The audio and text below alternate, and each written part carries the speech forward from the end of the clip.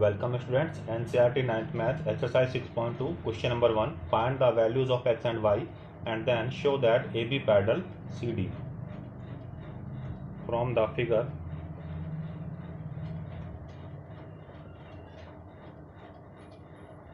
(50° plus x is equal to 180 degree linear pair of angles. अगर हम यहाँ figure को ध्यान से देखें तो ये 50° और ये x दोनों इसी लाइन के ऊपर क्रिएट हो रहे हैं, तो इनका सम 180 डिग्री होगा। तो यहाँ से हमारे पास x का वैल्यू आता है 130 degree. Also y is equal to 130 degree. ये दोनों वर्टिकली अपोजिट एंगल है तो इक्वल होंगे, but x and y are the alternate interior angles. Also, x and y both are equal to 130 degree. दोनों alternate angle equal हैं। ये possible है when AB is parallel to CD. Question number 2. Given AB parallel CD, CD parallel EF and Y ratio Z is equal to 3:7. तो यहाँ पर line AB CD के parallel है, CD EF के parallel है, तो AB और EF भी आपस में पैरेलल होंगे। This implies AB parallel EF।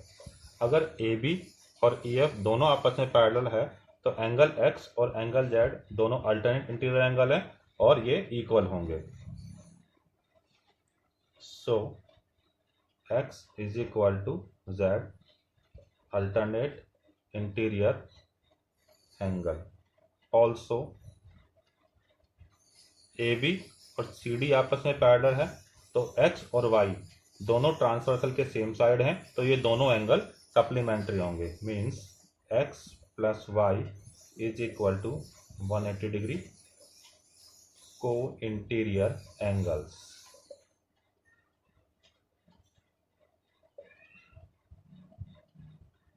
यहाँ पर हमने x के प्लेस पे पुट किया z, because x and z are equal. z plus y is equal to 180 degree, but y ratio z is equal to 3:7। तो यहाँ से हमने y का वैल्यू अज्यूम किया 3k और z का वैल्यू हमने अज्यूम किया यहाँ पर 7k। अब y और z की वैल्यू को हम यहाँ पर पुट करते हैं। 7k plus 3k is equal to 180 degree, 10k is equal to 180 degree. तो यहाँ से k का वैल्यू आएगा 10 degree. Therefore x is equal to z is equal to 7k is equal to 7 into 18 degree. यहाँ पे k का value आएगा 18 degree. तो x is equal to 126 degree. Question number 3. From the question given AB parallel CD, EF perpendicular CD and angle GED is equal to 126 degree. अगर यहाँ पे angle GED को हम देखते हैं तो इसके अंदर दो एंगल इंक्लूड हो रहे हैं, एक तो ये वाला एंगल और एक 90 वाला एंगल। तो इस एंगल को ब्रेक करके लिखते हैं एंगल GED को। Angle GED equal to 126 degree, तो इसको हमने ब्रेक किया। Angle GEF plus angle FED is equal to 126 degree. Angle GEF FED के प्लेस पर हमने पुट किया 90 डिग्री। तो यहाँ से हमारे पास एंगल GEF की वैल्यू आएगा 36 degree. Now AB parallel CD and G is transversal. तो ये दोनों एंगल अल्टरनेट इंटीरियर एंगल होंगे और दोनों इक्वल होंगे। Means this angle will be equal to this angle. Angle A G E is equal to angle G E D alternate interior angle. तो यहाँ से हमारे पास एंगल ए जी ई की value आएगा 126 degree. Now from the figure angle A G E and angle F G E ये दोनों linear pair of angle हैं।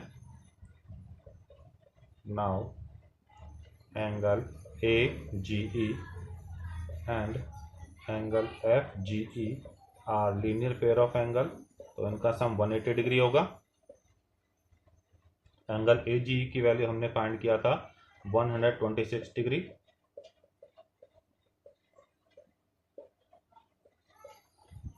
तो एंगल एफ जी ई की वैल्यू होगी 180 degree minus 126 degree, that is 54 degree.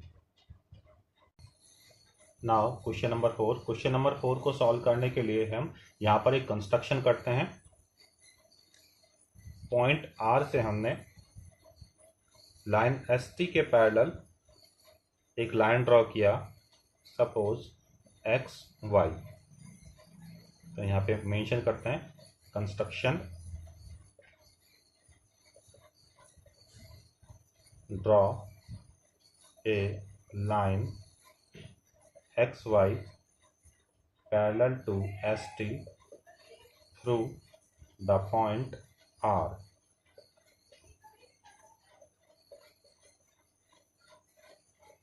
और यहाँ पर सपोज हमने एंगल अज्यूम कर लिए, इसको हमने एंगल 1 से डिनोट किया, इसको हमने एंगल 2 से डिनोट किया और इसको हमने एंगल 3 से डिनोट किया।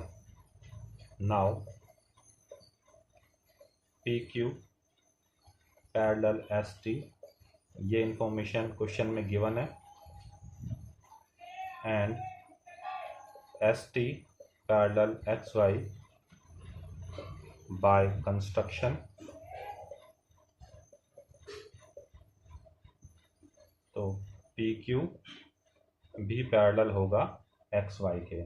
और अब हम यहाँ पर क्यू आर को ट्रांसवर्सल कंसिडर करते हैं। क्यू आर इज ट्रांसवर्सल, ठीक है। तो ये पी क्यू और ये लाइन हो गया एक्स वाई। यहाँ पर हमने क्यू आर को ट्रांसवर्सल कंसिडर किया, तो ये दोनों एंगल ट्रांसवर्सल के सेम साइड है, तो दोनों एंगल ये सप्लीमेंट्री होंगे।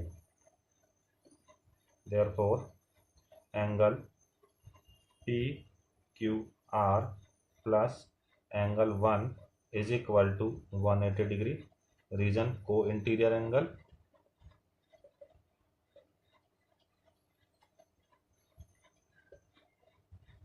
एंगल पी क्यू आर का वैल्यू 110 डिग्री। तो यहाँ से हमारे पास एंगल 1 की वैल्यू आती है 70 degree.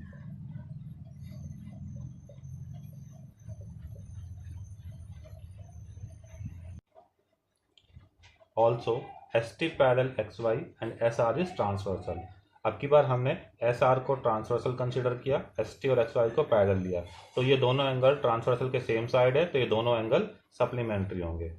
Therefore angle 2 plus 130 degree is equal to 180 degree, reason को इंटीरियर एंगल।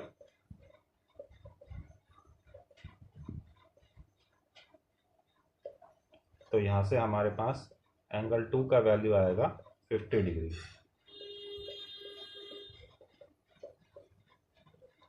नाउ अब हम देखते हैं कि एंगल 1, 2, 3 दोनों ये तीनों एंगल लाइन एक्स वाई के ऊपर बेस्ड है, तो 3 एंगल्स का सम 180 डिग्री होगा। Now angle 1 plus angle 2 plus angle 3 is equal to 180 degree. Value put करते हैं यहाँ पर।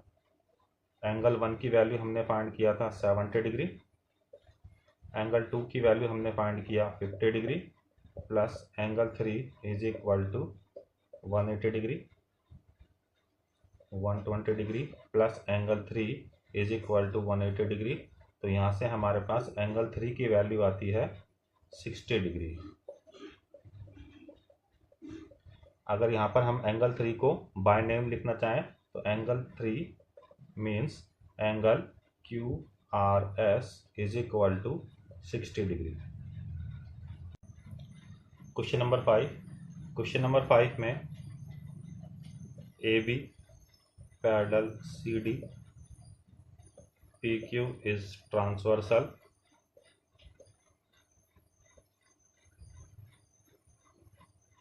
AB और CD को हम पैरेलल लेते हैं, क्वेश्चन में गिवन है, और PQ को हम ट्रांसवर्सल कंसीडर करते हैं, तो ये दोनों एंगल अल्टरनेट इंटीरियर एंगल के कॉन्सेप्ट से इक्वल होंगे।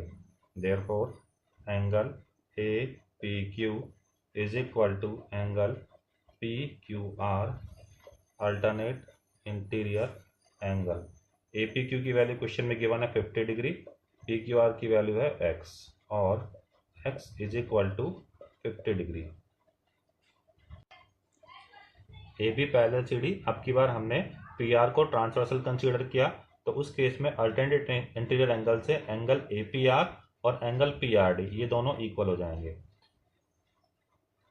Therefore angle APR is equal to angle PRD alternate interior angle.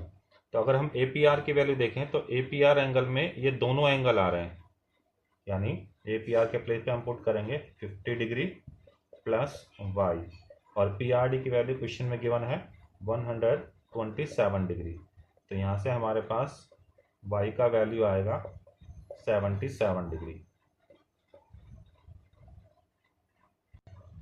Now question number 6 को सॉल्व करने के लिए हम इस क्वेश्चन में एक कंस्ट्रक्शन करते हैं। कंस्ट्रक्शन हमने किया BM perpendicular to PQ and CN perpendicular to RS. Now,